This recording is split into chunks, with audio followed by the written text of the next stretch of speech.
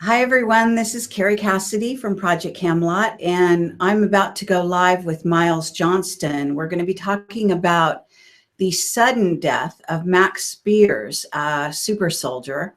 And I understand some people don't like that term, but it's kind of like all we have to designate people who have been working for, you might say, the dark side, and have been maybe messed with, augmented, you name it, through mind control and other methods. And so I'm waiting here for Miles. Just wanted to let everyone know that we are going to be starting. I know we're starting late here. And I think what I'll do is I'm just going to put, a brief little sort of picture on the screen here while we wait for Miles to join us, and hopefully it won't take too long. He said he was going to get right on the show with me, so just spoke to him on the phone. Obviously, this is a very sudden occurrence, and we want to talk about some of the surrounding events, and certainly Miles has been dealing with Max Spiers most recently, and in fact Max was due to speak at his upcoming conference, the Bases Conference, that's in August, where I also will be at least Skyping in from what we know. So just wanted to say that. It's a mystery to me what is really behind all of this, and why suddenly this would happen. We are really hoping for an autopsy to reveal what is going on with what went on with Max Spiers, and it is interesting. I have put a link on my projectcamelotportal.com to my previous interview back in 2013 with Michael Prince and Max Spiers, and you can go to the front page and see it there. I've also got a link to a recent interview that he did with someone in Europe, and I'm afraid I don't have those details at the moment, but I did listen to the interview, and it's quite good. So I do encourage everyone to actually look at that interview. It is very sad news about Max, and I'm anyone in the sector would be very concerned over the dynamics of what's really going on. I can see that we've got people in the chat. Thank you for coming by, and like I said, we're going to try to get Miles Johnston online here. If you hold on 1 minute here, I'm not sure what's happening. Hello? Hello, Carrie. I tried that hang up, but I'm the only one on it. Okay. Yeah, we often have problems like this. I'm actually going to see if what I can do here to get you on this screen. So hold on 1 second. I've just had Margaret Duval on the phone. She's furious, and she says we're all just seeking publicity. It was just an accident, and forget it. An accident? Wow, that's. He was taking his normal medication. Normal medication, but he died. I know. That's not real normal. Well, unless normally medication makes you die. Well, that may be the case. I don't know what kind of things he was taking, certainly, but. If you know, something to be explained and analyzed, but I've just tried reporting this. I'll tell you on air. Okay, can you hold on 1 second? You are on air right now with me. However, I'm going to try to get your face. Do you have a camera? Can you go on? Yeah. Can we get your face on Skype? And then let me see if I can bring you on visually and see what we can do there. Okay, very good. And let me see if I can then. This is kind of tricky, but maybe it'll work. There you go. So we do have you on Skype now. This is kind of amazing. This is working. And so welcome, Miles Johnston. I have already introduced this this sad news as we have framed it. And I don't know the parameters of the situation, other than it was on Saturday night that you called me. We had just broken and the end of the conference that day. So Saturday night we were about to go to dinner, and I got a call from you reporting this news as you understood it at the time. I do understand that there was some kind of timing in which you actually wondered if he actually had died, because I think they thought perhaps he could be resuscitated. Was that the idea? Well, the bottom line is, as long as there's hope, there's hope. Now, I want to make it absolutely clear, Kerry, that this has nothing to do with me or you. It's about trying to find the truth behind Max Spiers' death. And let's focus on Max. Monica Duval's been on the because that's where Max died, and she's gone through enough hell as it is. But the bottom line is that a person has died here, and I don't think it's good enough that somebody who just took normal medication should end up vomiting, spewing black liquid, whatever it was, and then shortly after that, whatever length of time it was, died. Now, the point is that there's too many variables here. So I think we've got to be very careful about what we say and about how we say it. So, okay, well, I don't mind. I mean, I don't mind going on the record saying that I think it's suspicious circumstances. I've gone on the record, and I think it is suspicious, and I've asked for an official investigation, and I've asked for people to wait until there is an autopsy and an official investigation. But his mother isn't even in Poland yet. She's still in England, wherever she is. Max was only taken to the morgue early Sunday morning. That's yesterday. Okay. And can you talk about? Just give us a blow by blow? I know you've put out your own video, but for the purposes of everyone watching, some of whom are not going to know the details. Okay. Well, what I'm going to do is I'm going to spin the clock back about 3 or 4 months, because then it puts an awful lot of the players and the names into context. Okay, there's a Polish conference called the New Earth Conference, I think, because it's in Polish. I think it's called the New Earth Conference, and it's been an extremely advanced, forward-thinking conference in Warsaw, put together by two extremely delightful, forward-thinking, intelligent women. One's called Madeline, the other's called Danuta. And they have been big fans of Basis. They've been coming over the last couple of years, interviewing various people for their show on NTV in Poland. And this has been very forward-thinking. And they invited me to speak at their first conference last year, and then again this year. And this included Max. And Max attended with Kieran Lee Perrin, who's British, one of the leading British targeted individuals, and he's organising the target individual community here. He's got these big implants in his head, and it's whatever. That's Kieran Lee Perrin. Now, okay. This was the first time that Max was to speak on his own, and when Max first spoke at the Coronation Hall, which is a little village hall in the middle of crop circle country, he was very, very nervous, and he's so nervous he had to spend the rest in the hotel. So when he's now only like a year later, or 18 months later, now speaking at a major conference in Warsaw, this is a big deal. So I admired him for coming up to the to measure to do this, and. So the long and short of it is, about 2 months ago, we had that conference, and he spoke, and he was very well received, and he decided to stay on.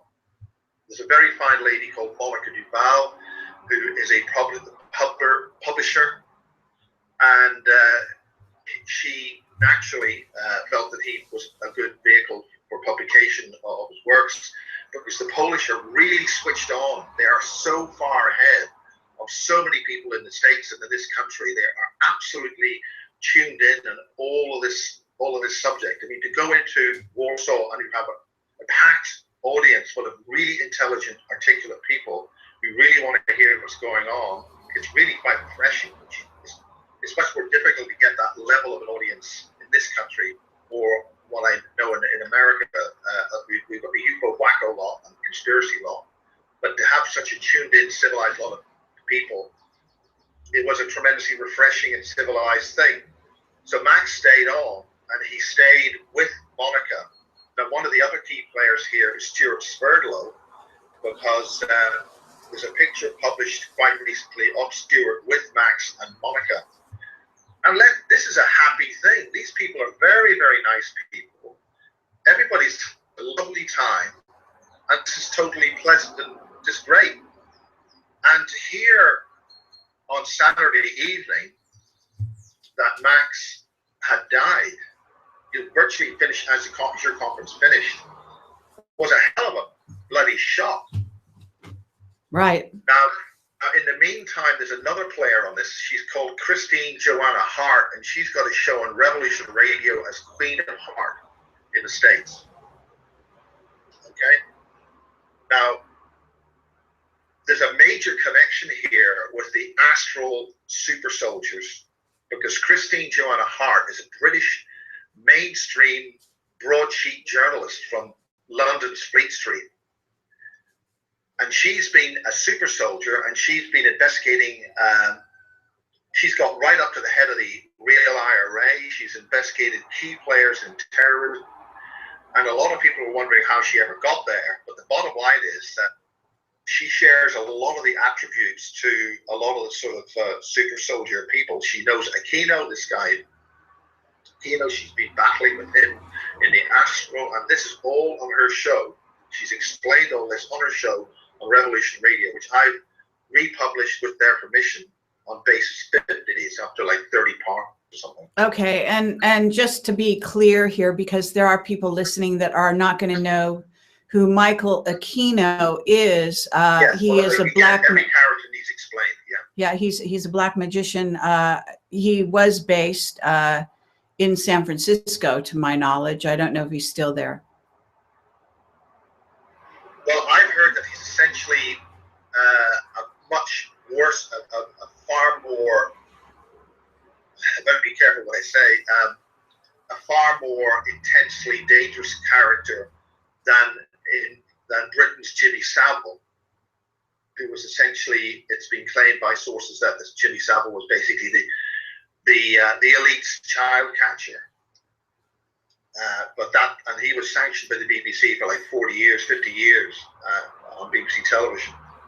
The key thing is that this linked Christine Joanna Hart with Aquino, James Castle, Max Spiers, Dan McBolan, which of course brings in Paddy Brassard and Karen MacDonald, and other individuals who sort of go to war on the astral for some reason or other. Now, Kieran Lee Perrin, who's got these implants, it was explained to him bluntly about 4 months ago that he is a super soldier, and his character, his being, fights in other dimensions for a British psychic warfare battling team of some kind.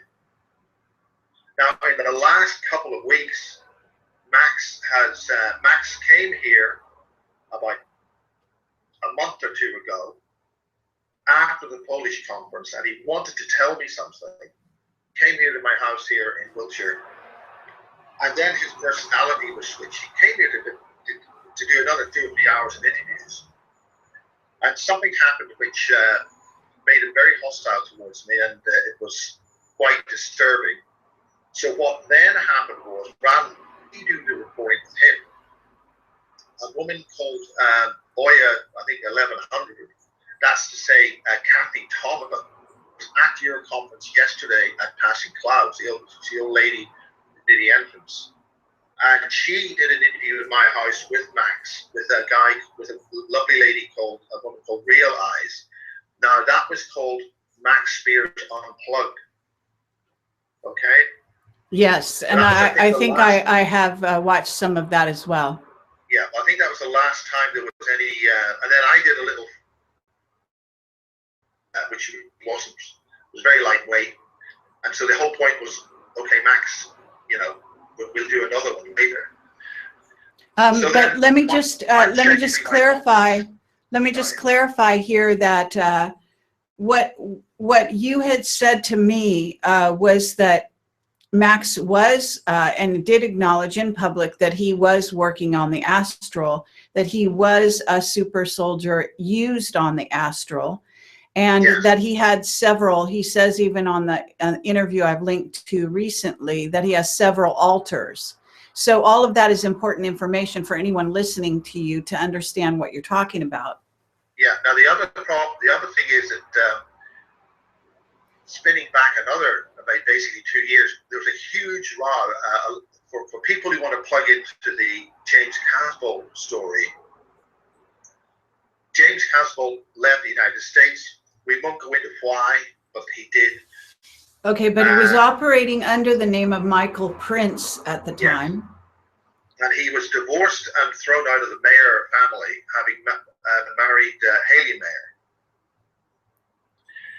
At that time, Max and James, or Michael Prince, were exchanging extremely aggressive views and comments against each other on various media.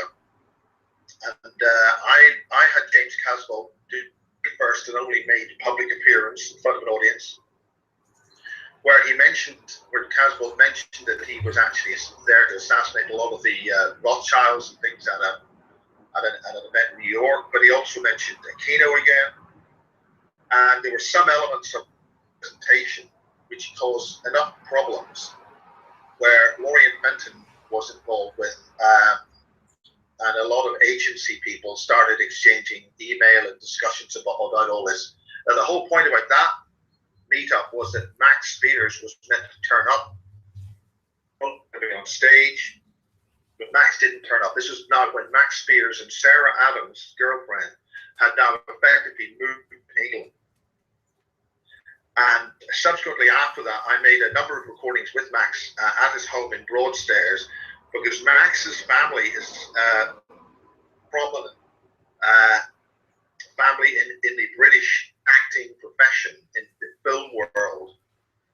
And his grandfather was a major sort of bit part player in British movies. He'd been one of those actors that would always be there talking to the other main star in a particular scene, given whatever it was. And I think he was in movies like The Bridge over the River Kwai, and major British movies in the 60s and 70s involving major mainstream British actors for the British cinema. So there's a lot of connections there with some pretty high-level people. Right. Now, let me say that because people are listening to you and trying to follow the chronology of where you're going, and there is some skipping around here, and it is necessary to really fill in the blanks so people understand the context of why this might have happened now, and why it might need to be investigated further, and not just taken as some kind of natural death for someone so young. So at this point, could we cut to the chase and talk about a little more recent events that may have led to his death? Okay, so let's jump to Poland. So he's gone to Poland. We've had the conference, and I fly back, and Kieran flies back, but Max stays. So basically, Max is staying with Monica Duval. Very nice. They're getting on very well, and they've shot, from what I understand, 3 very nice interviews in Poland. Very nice atmosphere, and I think they were published yesterday. And Max basically was building up to really tell them very important things. Now, because of Max was being severely criticized by some of the key players who are in the back room, that you will never have people in the back room which are involved with what was going on with Max and James Caswell. And people have got to understand that James Caswell and Max were sparring partners in the Astral. One of the things that they were doing was to spar together in the Astral and fight aggressively as a form of training for whatever they're meant to be designed for. Okay? Max, James Casbolt, Dave Marrow, and possibly Matt Todd, another few of these children were part of about 42 children that the British put together for some kind of astral ET war for now, basically. And the ones that we know, one, James Casbolt, is in jail now and out of the picture, but crucially, this may be relevant to what's going on. Only a few days ago, James Casbolt's appeal against his very long sentence in jail for essentially blackmailing the mayors, that was a charge thrown in at the last minute, which gave him a maximum of 20 years in jail for basically writing online that he wanted $2 million. And he was going to get that from his under previous agreements, but I don't want to go into that, it's too confusing. But what happened was about 4 or 5 days ago, James Casbolt's appeal was successful. So James isn't going to be away for another 10 years. Suddenly James is going to be coming out in 18 months. So we don't know if that's relevant at all, but it just has happened in the 10th week, roughly, that this has happened.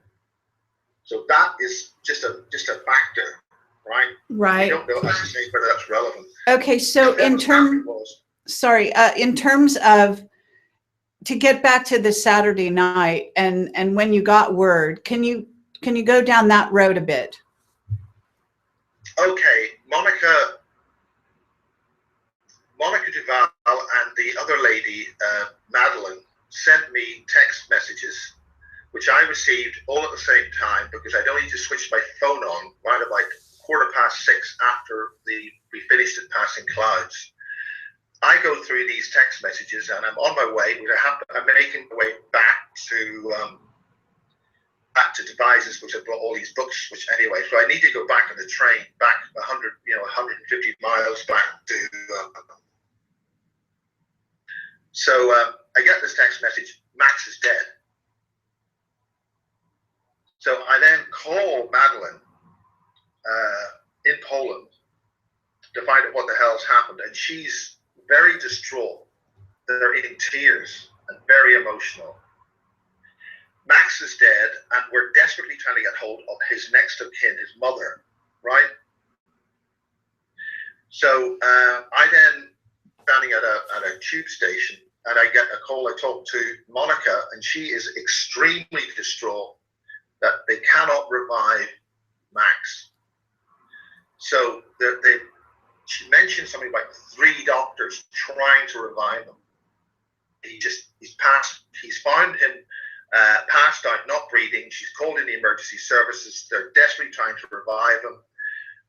Now, I'm not sure if it was officially declared dead at 1600 hours Warsaw time, which would be 6 o'clock British time, or whether it was 6 o'clock p.m. Warsaw time. But if that was the case, it would be 8 o'clock our time. People have got to understand that from London time to Warsaw there's a 2-hour difference. So what's 4 o'clock in the afternoon in Warsaw, I think, is 6 o'clock in the afternoon for us. Am I getting that right? No, you're getting that backwards. So it's 2 hours later as you go east. So if for you, when you got the call, it might have been 6 o'clock. If it was that late, I don't know. If you left my conference, I thought perhaps you left my conference. We all left at about 6 o'clock, 6:15. All right, so you left at about 6 British time. Then it's actually more like 8 p.m. in Warsaw. Right. Okay. So whether how long he'd be declared dead is relatively important here because it determines whether even conceivable that he could be revived. The bottom line is, if there's any kind of hope with somebody's death, you do your best. You do everything you can to try and revive somebody. So if somebody says there may be some hope, well, let's wish there is hope. Now, I had to jump into a train that was basically for communication for the next hour. So at the start of that train journey, Monica's, just before it started, Monica's voice went from crisis to possible hope. Now, that is where the confusion arose that he was actually in a coma and hadn't died. And that's all. There's then this gap of about an hour because I'm in it and can't really communicate. You can get about a couple of minutes or 30 seconds on the phone with the mountains and the hills and things when you're using the mobile phone network on it. Right. And so, you know, your communication isn't that good. If you're lucky, you might get the right bit of line where you get a good signal for 3 or 4 minutes. But you're going under tunnels and all sorts of things. So basically, it was another hour and basically a half, roughly about another 90 minutes before I was able to get stable communication. I was back home. And that's when Monica was once again extremely distraught, and there was no question of it at all. Max was dead. But in the meantime, people had been firing things around that he rocked dead and he was in a coma and the whole thing goes completely out of hand. And that's all baloney, right? Max was dead and wasn't coming back. There was a period of time when maybe there could have been some hope. But that, like 5 minutes, then I was in the train for the next hour and a half. So let's get that all in context. Okay, fine. Basically, Max died. Okay, now didn't... late afternoon of Saturday afternoon. Okay, and the information you got was that, correct me if I'm wrong, what you relayed to me is that some kind of fluid was coming out of his body. Are you talking about for days on end? Or are you talking, this was a sudden, breach of fluid? Or, I don't, you said it was black, but it could have been from the lower intestine. After I got back, now we're talking now late at night on a Saturday night, 4 or 5 hours later, Monica is still in a hell of a state of distress because she's got Max there, and she then explained to me that earlier, but she didn't give me a time frame, so I don't know whether this happened on Friday, whether it happened a few hours or minutes before he was declared dead or whatever. I don't know that information. So, and we don't know the volume of liquid that came out of Max, but basically Monica explained that a black fluid was coming out of Max's nose and mouth and anus. Basically, he was dumping black fluid. Now, I have no idea how much was involved. We don't know what the fluid was. We have no evidence, and that is what an autopsy has to analyze and an official investigation has to analyze. And anything else on top of that is pure speculation. Okay. All right. And so subsequent to that, yes, lost consciousness and revived. I understand. So have you been able to talk to Monica any further? I literally off the phone.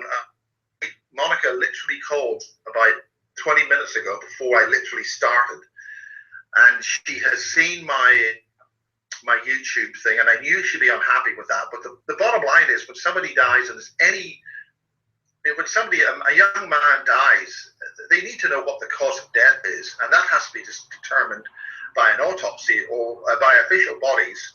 And when they do that, they will give us the actual details, and that may be quite some time, because if whatever the authorities do in this procedure when you're abroad and you're in a foreign country, especially, his mother has to go there. I thought his mother was en route on Sunday, but I got a message from her this morning that she's not going to be there until tomorrow. So, okay, but let me ask you this, because you said it sounded like 2 or 3 doctors trying to revive him, if I understood. I was told that there were something like 3 doctors had made attempts to revive. All right, so doesn't somebody, before removing his body from her apartment, because he had stayed there the whole time, don't they have to give a report to her, saying, writing down the cause of death, in their opinion at least? I'm sure they do, but I have not got that information. Okay. And I don't think I think you can establish a time of death, but an autopsy has to determine a cause. Now, the point is, Monica has said that Max was taking medication. Now, I've had other information, and again, these are all interested parties that may want to muddy the waters, so we've got to be very careful here. that he was taking medication which was being given to him from a certain person, and he may have vastly exceeded that medication. And Monica said she didn't know whether Max had exceeded that medication. And if anybody exceeds the medication, they're asking for trouble. And that's it. And if you take too many aspirin, ordinary aspirin, if you take a whole dose of that, it'll burn the stomach walls. And if you keep doing it, you're gonna have hemorrhaging. Okay.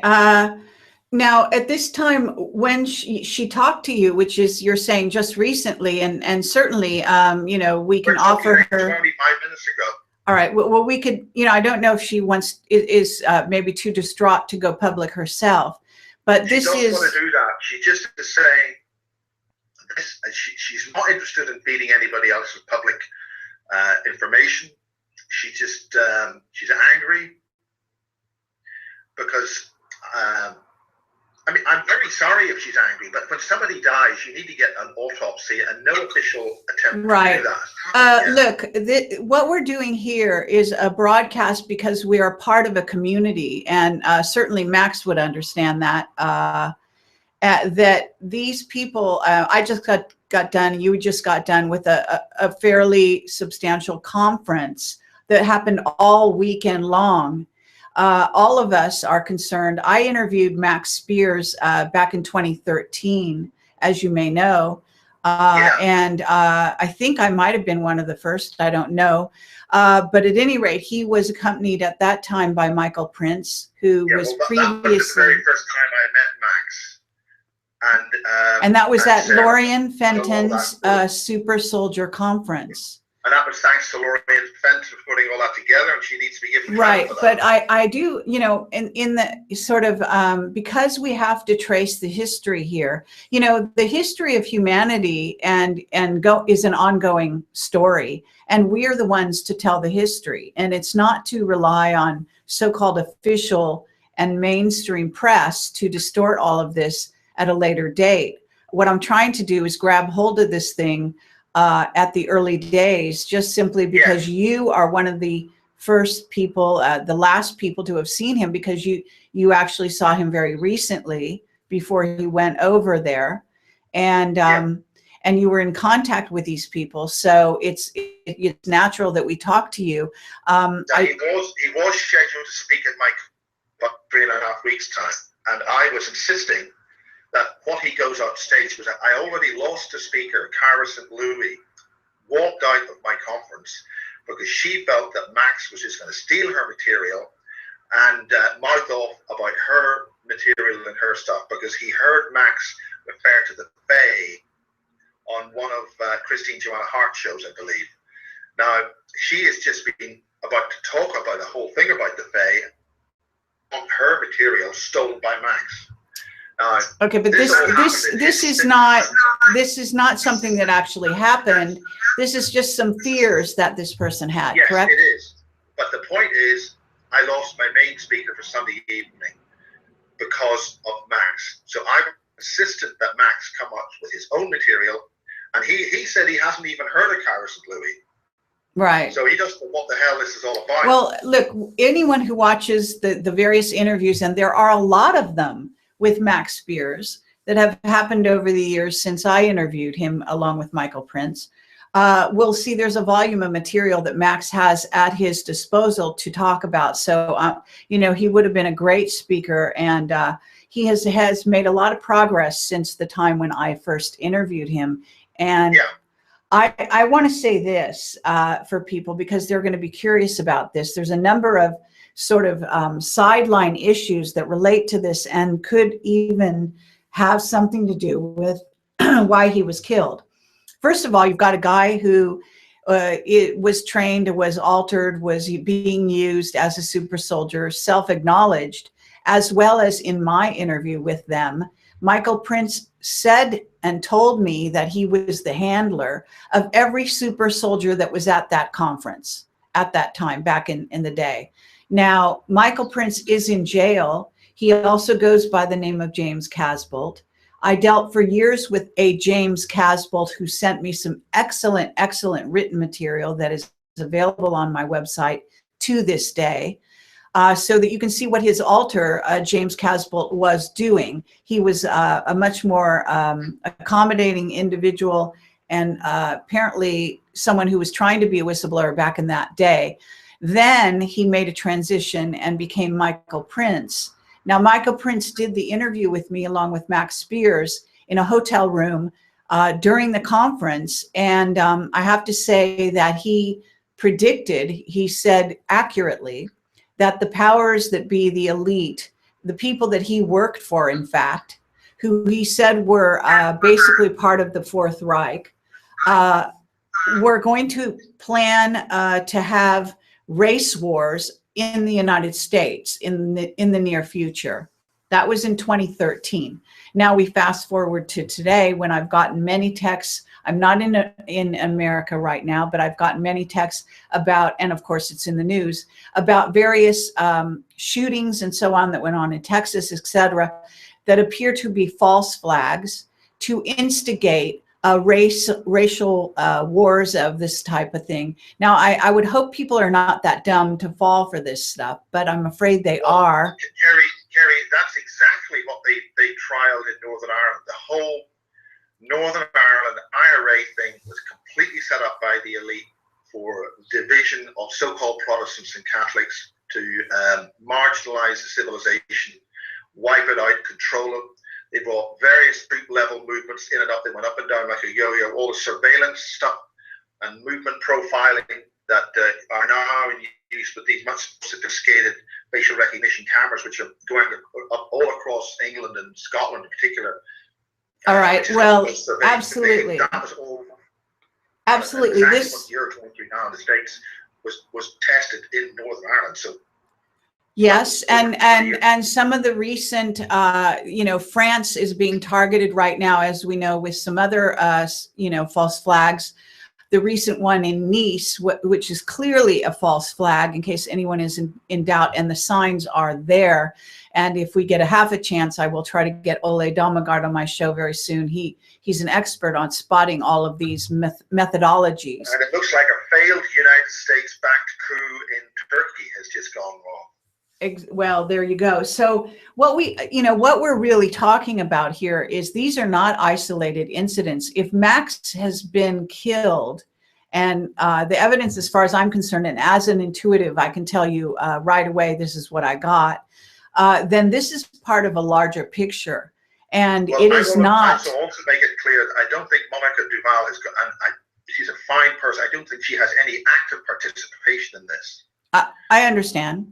But what I'm saying is that he could be targeted from long distance. I know that I have been, and I know it works if they want to do it. Now, the reason is I wanted to look at this is because I think we need to know why now.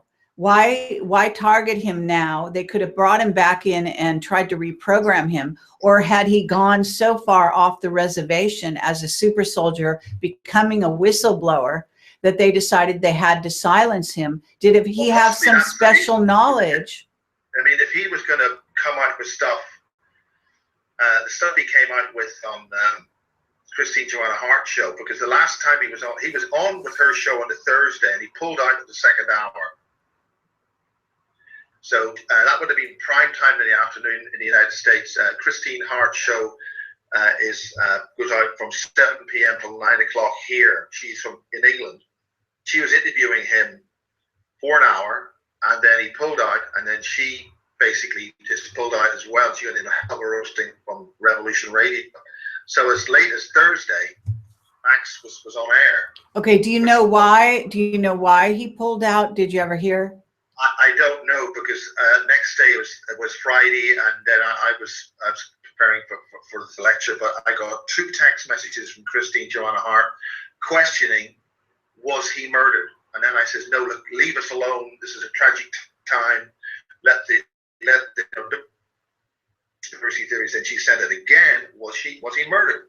Right. So well, Christine Joanna Hart has worked for front companies for MI6. And once an agent, always an agent. And right now she's a penniless, broke, single mother in central London. But Christine Joanna Hart will play silly, but she is as sharp as they come. Okay. Well, I mean, look, I got this as an intuitive. This obviously has to be investigated. The trouble is that we would need more information, and I Well, suppose I think if very besides yeah, the mother, can I ask you, because you have been in touch with the mother, isn't that right? yes. So the mother will be in a position to also take a stand as to whether more information will go out to people like us, to the Yeah, well, public. as of about midday or maybe 4 or 5 hours ago, her message to me was that she is uncomfortable with what's happened and does want an autopsy. But to be perfectly honest, an autopsy in these cases should be normal. So I know, but we know. I know, but we know that when a person of this type is involved, such as a super soldier, a person who is in our sector, nothing acts normal half the time, or more than half the time, and there are always very suspicious things that go on. So we need to keep an eye out. This is just being cautious. This is just being vigilant to make sure that the truth is not hidden. It's so important. Well, I did try to report it to the police, the local police, and basically they couldn't give a damn. Right. So they said, go to your embassy and use Interpol.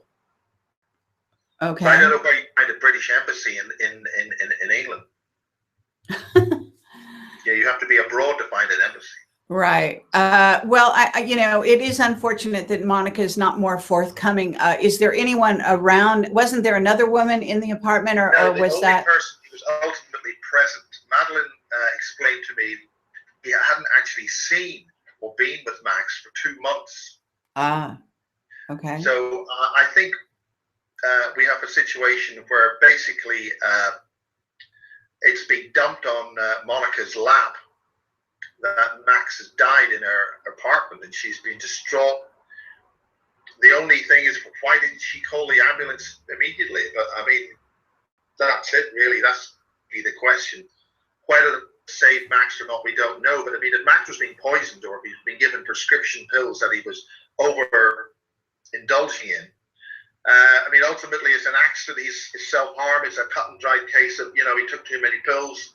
Okay, is there, well, let me ask you this. Is there any evidence of what type of medication it was? No idea, and anything else. Well, are you able to get in touch with the people that were giving him this? And that doesn't mean that's the only thing he's taking. I mean, just because you're aware of a certain thing, he could have been taking lots of different things for all you know. As far as Monica explained to me over several conversations was, he was completely drug clean. He was off all the drugs. Sarah explained that when he called her from, I think he was in Malta, one of the Mediterranean islands. Max was known to be, he wouldn't tell us where he was going, but he was flying to different places. He would say, I'm just coming back from the airport, or I'm just here this time zone, but he wouldn't actually say. So, I mean, whatever business he was doing whatever business he was doing. But somehow being given something, whatever it was, has caused some severe harm and ultimately killed him. It would appear. Okay, well, I mean, unless the doctors thought the medication he was taking, this sounds like something he might have been taking over a long period of time that may have nothing to do with his death. I can say that what it sounds like to me is that he was poisoned. But it may be more sophisticated even than that. It could even be radiation poisoning. I mean, there are many methods. I know that we had gone to see Kesh about a year ago, and we were in Venice, and we got deathly ill in record time, you might say. And I'm sure that somebody actually sprayed something in our face, the question, or gave us food poisoning that was so severe. I've had that happen to me at the UFO Congress. Somebody's rushed into the bus as we go to the airport, sat beside me, and then suddenly changed seats again. And within about 5 minutes or 2 or 3 minutes, I started to suffer an extreme reaction. So they poisoned us. It's not rocket science. Well, I mean, the question is who or why. Right. So what am I right in understanding that he was speaking at a conference at this time, the day before, or was this a misunderstanding? No. He was, the only thing he was doing, as far as we're concerned, was his last appearance was on the Christy Joanna Hart show, and that's 7 to 9 p.m. our time. So Warsaw time, it's 9 until 11 p.m. I think that's right around. And on what day was that? That was last Thursday. Okay, so that was Thursday, and then was he taken ill on the Friday? Was that your understanding? What actually happened between Friday and Saturday? In that timeline, the only person who can answer that is Monica. Okay. Well, I mean, for some reason, he crashed off air and didn't do the second hour on the Thursday evening. all right. I wonder if the first hour is, can you get it now? Is it still online? I'm sure that's uploaded. It'll be on my bases, one of my bases moderators called Tajinda. High Elms conference on the Saturday. He'll probably upload that on Christine's site, which I don't know what it is, because I long since I haven't uploaded any of her shows for quite some time now on Basis 50, because I decided, look, it's your own show. You know, you need to be putting it on your own channel. Okay. So is there anything else we can add to this that will help people? Because I do have people in the chat. It's possible they want to ask some questions. I do want to open up for questions here. Yeah. The important thing is that until we get an autopsy, we simply don't know. The only thing we do know is that he's dead. He is dead. And his body was removed from Monica's apartment early on Sunday morning to the hospital, to the morgue. And he awaits there to be removed to the UK. I mean, maybe why his mother hasn't, flown over there immediately, but there may be very real important reasons why mechanically you can't do that, because you've got to wait for the relevant authorities and paperwork to get a coffin ready to ship back so you can fly back with them and go through the relevant procedures. I mean, this is a very distressing time for everybody. Okay. Now, someone I'm obviously guilty of online speculation, but I'm trying to keep to the facts, and I've given my opinion, and my opinion is that there's enough doubt here that it really does feel as if somehow Max lost his life by design and not by accident. Okay. I see in the chat that Stuart Swerdlow was somehow in contact with Max recently. Yeah, I mean, that's no secret. There's a very nice photograph of Monica with Max and Stuart having dinner together. That's about 3 or 4 weeks ago. So I don't know what level of continued contact Stuart has had. I understand from Sarah that wife was giving him some medication of some kind, prescription drugs, I suppose is the term. I don't know what they are. I don't know how much it was. I don't know how much Max actually took. So I mean, those if he took them at all. So I simply don't know, and nobody should take that as read. Right. Okay. Well, perhaps we can get in touch with Stuart and see if anyone. If anyone listening to this, no, I mean, I do want to say, if anyone listening to this is in touch with Stuart Swerdlow and he has any further information, or Sarah, I'm not sure what Sarah's role is. I'm sorry, I don't know her. Well, Sarah basically was distraught beyond tears. When I told her on Saturday night, she absolutely collapsed in tears. She was totally distraught. Okay, and I'm taking it that Sarah is a friend? Very angry.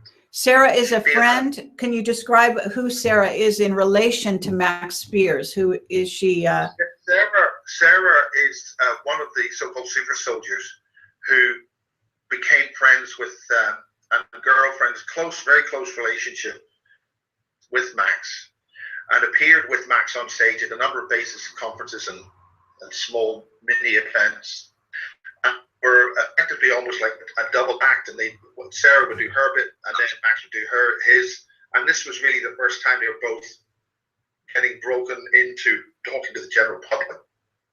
Okay. And they begun to like that, and they were both going to appear again at the base tour 2016. But I was not happy that was going to be the case, because I wanted them to come up with new material. I felt that they basically gate crashed onto my conference, because I felt that, look, okay, just because you've appeared twice before does not guarantee you a slot the second time. And so I was giving Max a lot of pressure to make sure he wasn't going to just copy other people's material, and I wanted a real hard material, original material. Okay. And they could do that, and that was the case. Have you been in touch with Sarah then since Max's death? Yes, I was the person who broke the news to her, and she was on the phone with me. We were on WhatsApp only about 3 or 4 hours ago, and she was very angry about the Squirtle connection and the prescription drugs. All right. Can I ask you if Sarah would be willing to maybe come on the show and talk about any? Well, I can't speak for Sarah. It's entirely up to her. All right. Well, if you'd like to get in touch, if you'd like to send her an invitation, because the idea here is there's going to be a lot of people in mourning, a lot of people with questions, and I think when you have a public person, there's nothing wrong with bringing this to the public, because this person was a public figure. Now, Sarah herself, if she is also a super soldier, she will have her own psychic intuition about what's going on. Isn't that right? Yes. Okay. I imagine so. Okay. So at this time, I have looked in the chat. I'm trying to contact on Facebook. That's all. All right. I have looked in the chat. It looks like people do doubt that there were prescription drugs being given to Max by Stuart Swordley. They say, I think maybe they're very into organics and that sort of thing. So maybe I think it was his wife. I mean, maybe his wife acting on behalf. But this is entirely between the Swordlows and Max. I can't speculate on that. All right, but this information came to you via who? Sarah. So Sarah's the one who said that he was being given some kind of medication? Yes. I see. And it wasn't Monica. So Monica didn't really know about the medication, or what? Monica mentioned something about him taking his normal prescription, and whether he overdosed or not, she doesn't know. Oh, I see. Okay. All right. So we're just trying to get the facts here very, very clear. And at this time, obviously, it's completely unknown in many, many ways why he died, whether there was, as they say, foul play. It certainly is suspicious. He was a young man. He actually, as far as I can tell, he looked like he was in pretty good health in most interviews I've seen of him. So maybe that's a superficial aspect, but that does factor in.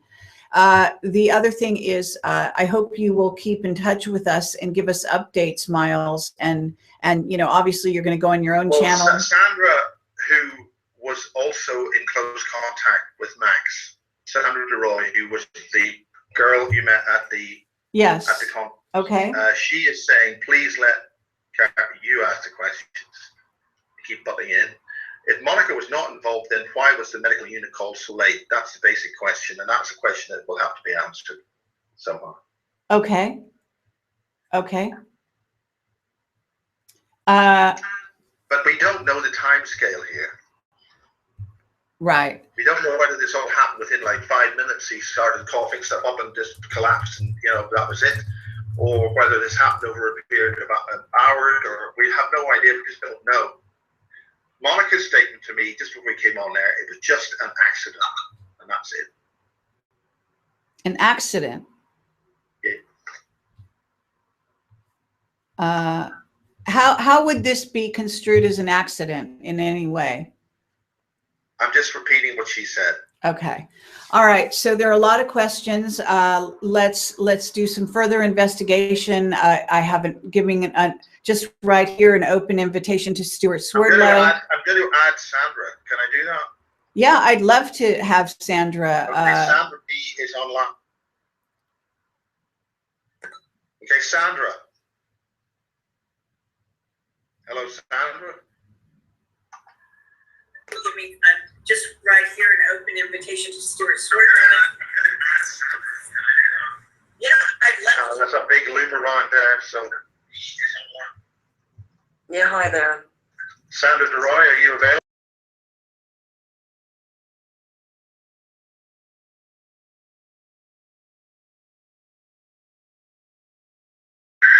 You need to turn down your speaker. Somebody's got a lot of high around. Yeah, you need to turn. Hi, Sandra. You need to turn off your not stop listening to the show because you're now on it.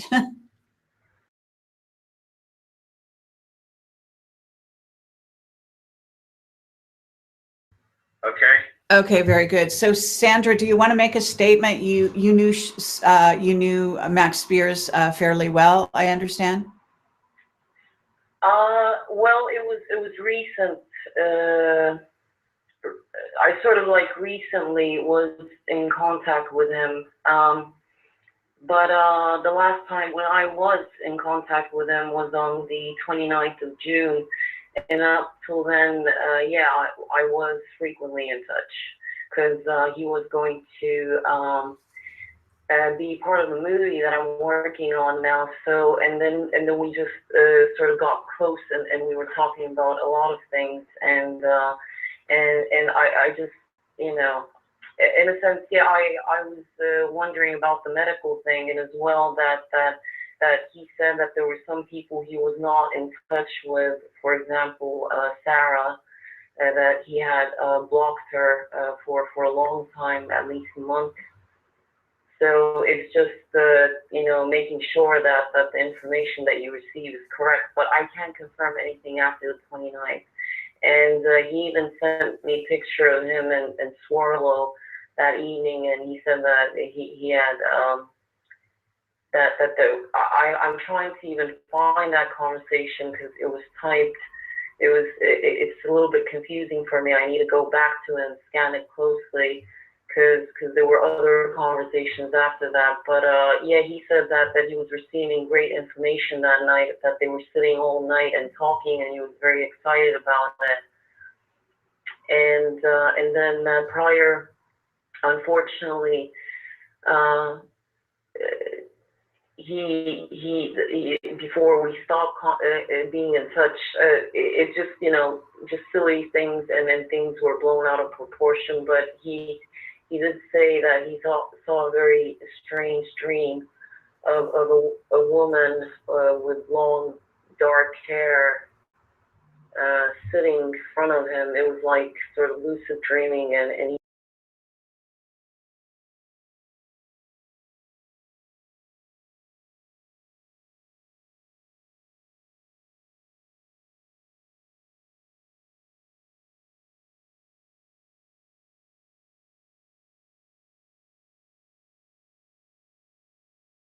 you need to confirm where you're getting the info from, because he wasn't in touch with everyone that you keep naming.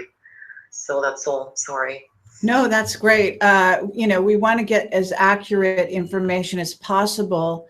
And the people that knew him or were close to him are certainly, you know, going to be in a position to make statements as to what they remember. You know, you can appreciate this sort of thing went on as well with certainly the death of Prince, the death of Robin Williams. You know, the chronology and the people that know him, you know, and were in touch with the person in the last few months, certainly before they die, are always important parties to being able to testify as to the state of mind, you know, as to. Yes, he was very happy. I was gonna go and see him actually in Poland.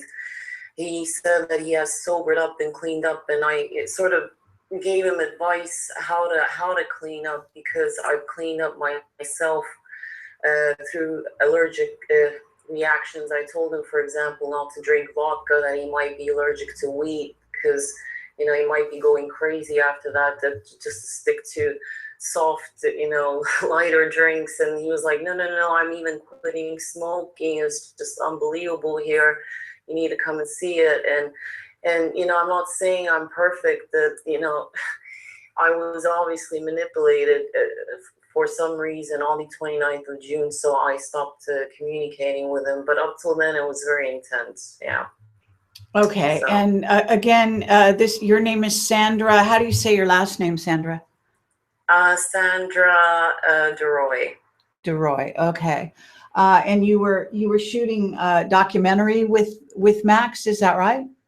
No, actually, I was working on a personal project, and I wanted Max to play one role there, and he agreed to it. So he was going to come down here for the 16th, ironically. Oh. And then we sort of, there you go. So I stopped that, and okay. Well, I thought it would be better, because I felt like I wasn't, I did meet him recently, it was just two, just a couple of months, but there you go. right. Okay. Did you have anything else you wanted to add that you might know about the situation? Are you in touch with any of the people close to him at this time, or anything other than Miles? No. The reason why I wanted to phone in, that it really bothered me that he was saying that he was getting information from, whatever, Sarah, but he was, that's, I wanted to just give you a little warning or whatever, sort of. Okay. So you're saying Yeah. he had not been in touch recently, to your knowledge, with Sarah. Is that correct? Yes, because that's one of the things that, I was like, he kept saying that it's not good for his health, so he sort of eliminated some aspects and people from his life just to clean up his act, and just focus on other things. And it's just, since you're investigating, I think that you need to know where the info's coming from. And I've never met Monica before. He didn't mention her. He said that he was out there, and then whatever, and that's it pretty much. He was very enthusiastic. He always, our conversations were based on infinite information. He would never stop, this man. He had so much information, and actually I'm scanning through the notes here as well, because half of them are typed, which is good, and I'm happy to share them with you. Okay. Well, I do urge you to keep them private for now, and certainly if you want to try off the record, as they say, share them with me. That's your prerogative.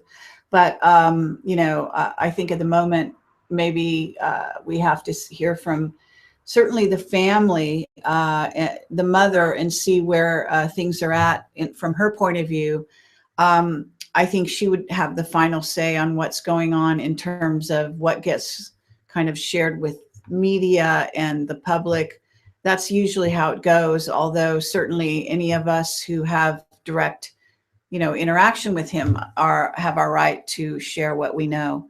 And that's Kerry, just to make it thanks very much, guys. I'm going to jump off then. I think that. Thank you very much, Sandra. Thank you, Maya. To make it clear, I asked his mother this morning exactly what she wanted said and what she didn't want said, and she hasn't got back to me on that yet. Okay, I understand. Well, I mean, you can't muzzle the truth, and there will be an investigation, I assume, even beyond our initial sort of questions here.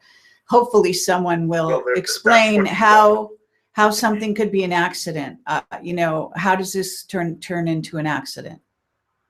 Well, that's the questions which are going to have to be answered by somebody, asked by somebody of a legal standing, which is, I don't think, we can't get that information. So anything that we say on that is just pure speculation. Right. Okay. Unless Fair enough. Monica wishes to give a statement, and I would probably imagine she's not going to give any statements to anybody until her lawyers or whatever else say what she can and can't say. I mean, I'm just only speculating about what she can not speculate about, if you see what I mean.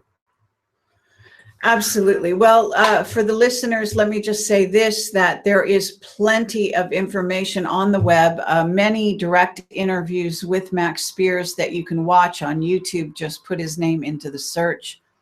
Educate yourself. I would hope that the people in the chat wouldn't just reach random conclusions based on nothing about this individual. And so we're doing our best to drill down and to get some hard facts. I just want to say, I was not at any time saying that Sarah had been in contact with Max in the last 2 months. Sarah and Max separated. I asked Sarah last night if she had the phone number for his mother, because when I interviewed Sarah and Max in Broadstairs, there was a local number to contact his mother on. And I was hoping that by contacting Sarah, she would be able to give me that number, because that's what I was asked to do last night. I was asked by Monica and Madeline, could you please somehow find a contact number for Max's mother? And that is why I went online with a broad shout out. If anybody knows where Max's mother is or whatever it is, could we get that phone number? And ultimately that contact was made. Monica was then finally, late Saturday night, able to phone Max's mother, but she could only leave a message. And ultimately, from what I understand, she did not actually find out about her son's death until Sunday morning. At which point I was informed by Monica that she'd be on her way. But I don't know how long on her way is going to be. But as I said earlier, so that was the reason why Sarah was contacted. Obviously, Sarah then had to be told why I was contacting her. And at that point, Sarah was extremely distraught beyond. I mean, obviously, if you had a relationship for so long, as far as I know, that relationship effectively finished about 2.5 months ago. Whatever communication there was between Max and Sarah is entirely up to them. I don't know whenever anything was maintained, or that's up to between those two individuals. I can't comment on that. Absolutely. All right. Well, at this time, I don't see any direct questions coming up in the chat, so we can close this down. I want to thank you so much, Miles, for coming on the show and sharing what it is you do know and trying to clarify some of the sequence of events as it was that you found out that what was happening here. And this is very recent. So getting the hard facts is good right up front before they get obfuscated by press and other people that might have some motivations to try to hide the truth. So do you have any parting remarks? Well, essentially, I think it's absolutely horrendous what's happened. It's brought on a huge shock on the individuals. Monica had a wonderful future plan for Max. She really was thinking this was a wonderful time. It was a wonderful spiritual and wonderful new chance for Max to branch out into a whole new life. And this is a terrible tragedy that Max, at the time when he's breaking out into a new wonderful life, that this should all just come completely to an end. It has left all the people in Poland that knew him absolutely shocked. It's left anybody else who knew him, like Sarah and others, totally shocked. I mean, I knew him here, and he came back to me. He said, "Look, Miles, we've had our sparring problems or whatever, and we want to concentrate on getting this message out to everybody. This information, and that has now been stopped, and that is a crime. And if there has been foul play involving Max's death, may the perpetrators be found and made due process to take its course." And okay. Sympathies, above all, to his mother and his loved ones, and may they be given some peace and privacy at this time. even though we've just violated that by doing this program. But we've got to fly the flag for Max. If he has been murdered, we've got to nail it and find out who and why.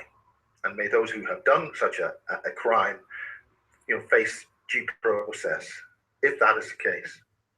Okay. Let's hope it's just a sad accident, but I don't think so. That's my opinion. And that's with all due respect to Monica, who's a very fine person.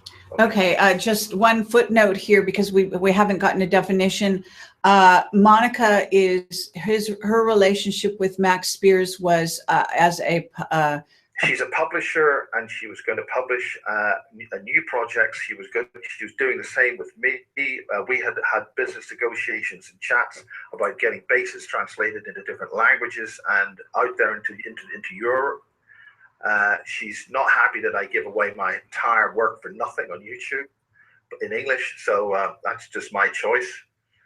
But the point was that me and Monica have had a business discussion since I first went. I've done 2 conferences in Warsaw, and that's how I know Monica, and we're friends. I don't know if we're still friends now, but as such, when Max stayed over in Warsaw after this conference, which was about 2 or 3 months ago, he, I think, decided this was a new opportunity. And for what I understand, he was staying in Monica's apartment. And as such, that is why he was there when he reached these difficulties, and she had to pick up the pieces as to the consequences of what happened. Okay. Excellent information. Okay. Thank you so much, Miles. Obviously, you've gone off video here, so just letting people know that we put up a picture of Max here on the screen for people to see who we're talking about, those of you who aren't familiar with Max Spiers. And I just turned it back on. I want to say goodbye. All right. Hold on one second. Let me see if we can get you back on the screen here. So hold on. And thank you for Sandra for calling in and giving her input, because obviously anybody who's been involved with Max in the last weeks, it all helps to actually make some contact. I have to say about Sasha Christie wanting to find out what's going on. She's a local individual and researcher in England, so that's interesting. So I'll give her a little bit of a rundown. Anyways, it's a hot afternoon here. Yes, finally, some warm weather. Yeah. Okay. Thank you very much. I hope you can still hear me, Miles, and we'll say good afternoon to everyone, and let's investigate this further. Let's get to the bottom of it. We're all very sorry to hear about Max Spiers passing.